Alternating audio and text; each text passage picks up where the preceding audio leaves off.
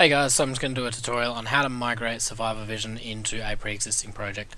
Now for this I've downloaded a blank 4.12 version of the Survivor Vision, and I've just made a version of the 4.12 of the quest map system. That's the one we're going to migrate into. So you open that one up. I've already got that opened, and you basically just want to right click on that folder and go migrate, and you want to select where you're migrating to. So for this I know where I'm going, which is this one here. Click on the content folder, click OK, and that will migrate that over. Once that's done, you can close your project and just open up the other one. Once this is opened up, we can get to work on migrating. Now it's not too difficult to process. You can do this with either 4.12 or 4.11 version of the content. There will be a couple of slight differences, but we will go over them throughout this. Now, so if we were to just play this straight off the bat, we've got the quest map system, which as you can see is all this stuff, and that all works as intended. Now if you were just wanting to set up the Survivor Vision and not use the quest map, you could just change that over and that should, I believe, work. There we go. Obviously we've got nothing set up to highlight, but basically we're looking at combining those two so that we can use our pre-existing controller with this functionality. There might be some errors because there's no world locations, because there's a couple of different things going on there. But anyway, so we'll clear that, and what we want to do, oops, let's not minimize that, we want to open up our pre-existing controller. So in this case it's the quest map controller. We want to open up our, what else do we have? Let's just have a look at what we've got in here. So we've got a character, a component, HUD, game mode. So if we get a second content browser, pardon me, and we look at the quest map system, we actually don't have any characters in here. We're using the default first-person character, and if I'm correct, there is no additional logic actually contained inside of that. Yeah, so that's just the default one. So straight off the bat, we can do away with that. We could just use this one instead, but what I'm going to do is I'm going to set this one up to work instead, because you're likely going to have content set up in your character. So we want that open. Let's have a look at what else we're using. So we go to quest map and look at the game mode. I don't know why this window is so small. We are currently using first person character, which we've got open. Quest map HUD, so we'll open that guy up. Quest map controller, which we've got open. Spectator pawn, player controller, player state and game state. Whereas in this one we are using the character, or demo character in the demo one, the HUD, and nothing else. So we've got everything here we need open. We've got the quest map controller, which we'll use for reference. So let's just close everything but the event graph there. First person character, which we will need to edit. The game mode can now be closed, and the HUD. So then what we will need to do is open up this guy and open up this guy. So this is, I believe, everything we need to work with, but we'll see how we go. So let's start with the character. We want to basically make the first person character have all the same components as this. So if we look along first person character, now we won't include the switch between first and third person. That's not that big a deal. If you want to work that out, there's hundreds of tutorials that show you how to do that sort of thing. So we'll just be worrying about these three and this guy. So first off, we've got the post process. We can probably just copy and paste these over, to be honest. Copy and paste. There we go. So does that have the same settings? Let's check and make sure it does. What was the first one we're actually looking at?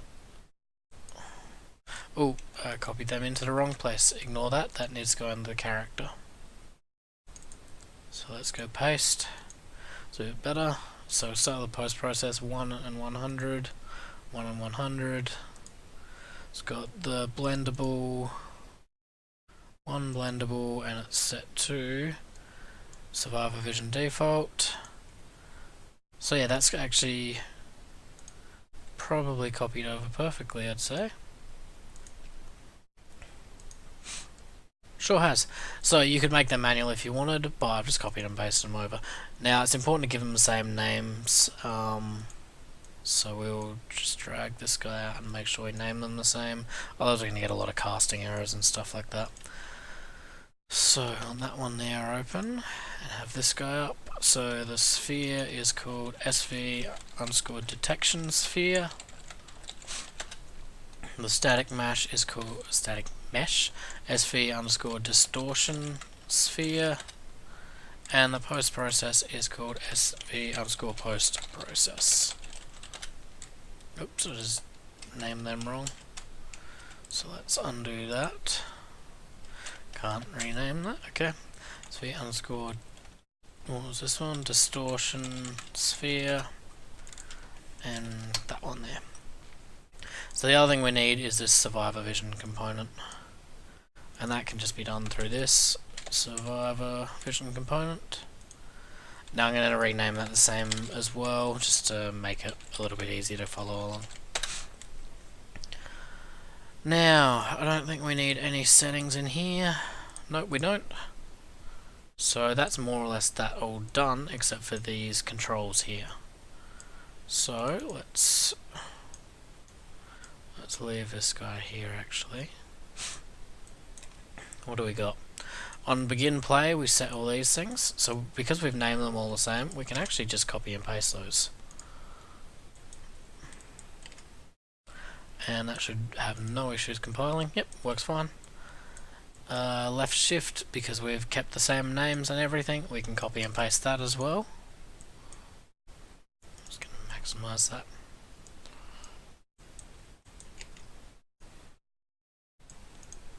That should also compile. Yep. And then on the overlaps, again we've called them the same thing, so we can do exactly the same there. So this is the advantage of calling them same. Obviously if you do want to call them different things, that is fine. What I would suggest is doing this first and then renaming them, but if you want you can just grab, like, drag in. So on this one we're using the survivor vision, just drag that in, and then we look for manage fade and settle up that way, but obviously this is a lot quicker. So we're just going to comment all this there so we know what it is. It's always important to comment things. Normally I'd do a lot more commenting this than this, but we'll just go with that for now.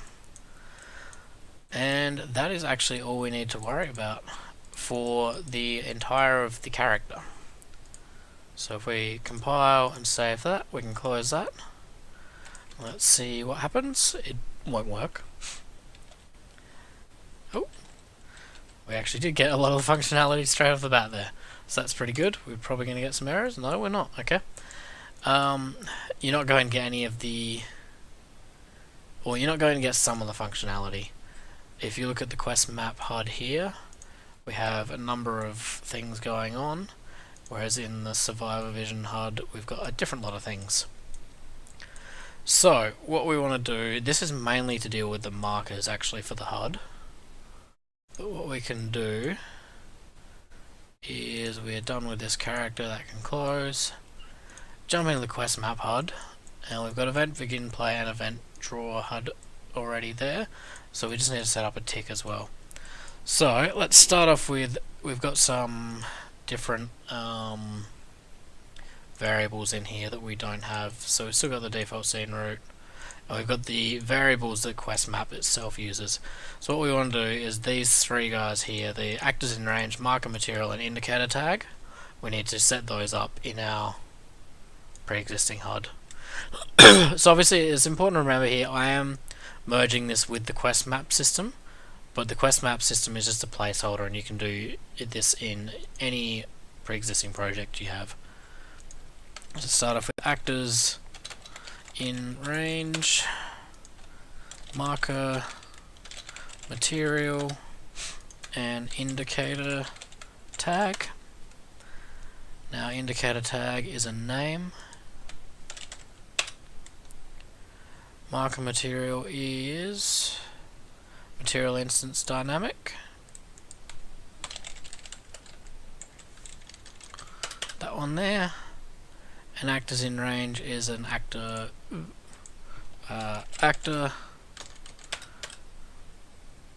and it is an array. So that's those set up. Now let's see if they've got default values. Indicator tag has none, none, and none. So that's fine. We can do that. Now we've got this little lot here. So what we want to do is copy and paste that and stick that onto the end of event begin play. Now you might need to mess around and work out the best place in your system to put these. Obviously it needs to be all prioritized correctly. We're just going to copy and paste it here and hopefully it'll work out okay. Event tick, we don't have one of them in the quest map HUD, so we'll add one. And again, you're seeing because we've named everything the same, we can actually just copy and paste and there's no issues at all. And finally, draw markers goes on the HUD. Oh, and is that because we have a function here? So obviously you want to copy and paste this function. Again, we've given it all names. We will need to make an actor element, which is a type actor.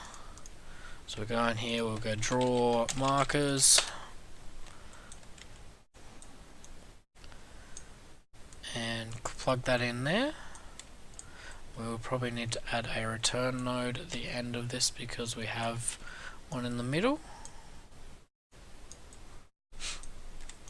That hello string should not be there.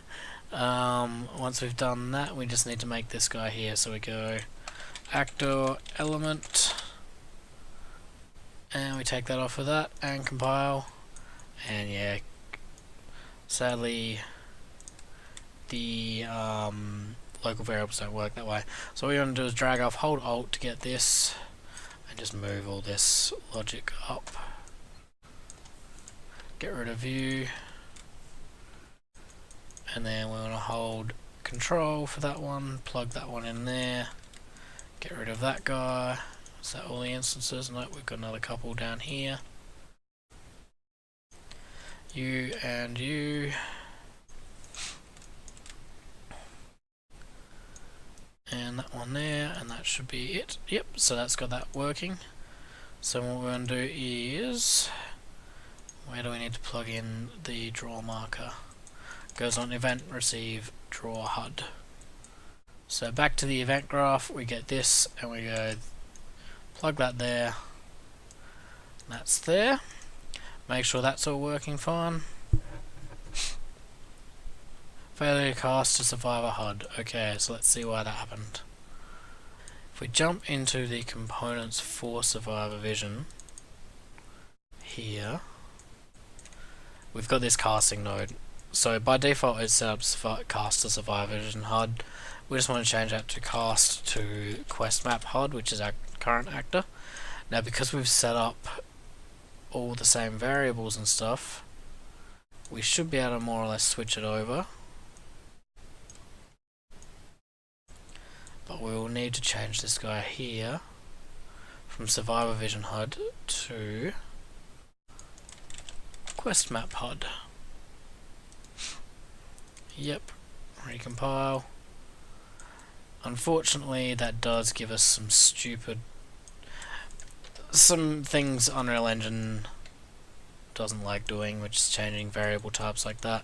So we need to replace these places where we've set things. So we want to go to this guy and then set indicator tag. And basically any instance where we have made a change to a variable that's in that HUD, we need to fix up. And all you need to do is, once you've done one, hit compile and it will give you this list here of errors. Click on the target. So actors in range, we just want to get actors in range, there it is. Plug that in there. Compile again, go to the next one. Same thing, get actors in range, plug that in. Compile, go to the next one. Now you can not compile after every single one, but I find it a lot easier because then if you did something wrong, you know exactly which one it was. There's that. So it's just pretty much process of trial and error, and that goes for migrating most content. So there we go. Now we're still going to get an error. What do we got an error for here? So that's just because of the delay here. So as a way to get around some errors in Unreal Engine, a lot of times you have to put delay on your initialization. So we will just add in a simple boolean init complete. We'll go set this to true at the end of initialization, and then we will just add in a really simple check here. Now you don't really need to do this. Most of the time you're going to have a load screen to cover up these sorts of issues, but we don't want to have to deal with errors, a waste of time. That should get rid of our error, hopefully. Yep, there we go. So all it's doing is checking if initialization has been complete, which is set at the end of initialization. If it has, then we know we can do this, because otherwise this is set to none. You could also do a simple is valid check on that if you wanted, but we'll just use the boolean in this case. Now, the only other thing that's left over, so we can close this guy, we're done with that, and we're done with our new HUD. Let's just have a quick check to see if there's any casting in here that we need to worry about. So, I don't think there is actually. Nope. So all we want to do is test out if it works now. Now, one very important step, and something the tutorial for Survivor Vision covers, but it's important to remember, go into project settings, find your rendering, and then you want to look for this option here, custom depth stencil pass. You want to change this with enabled with stencil, otherwise you won't be able to use the settings. So let's set up an actor. So by default it uses static mesh actors, so we can do it with a simple cube if we like.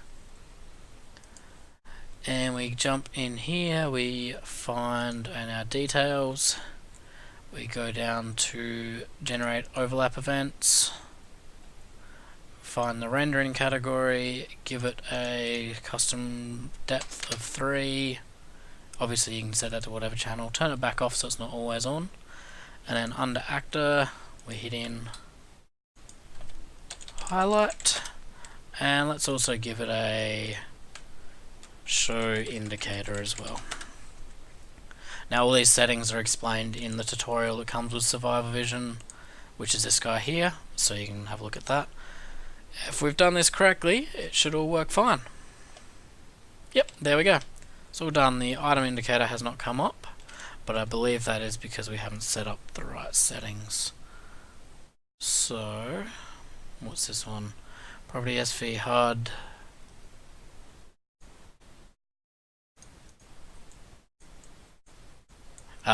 This would probably help a little.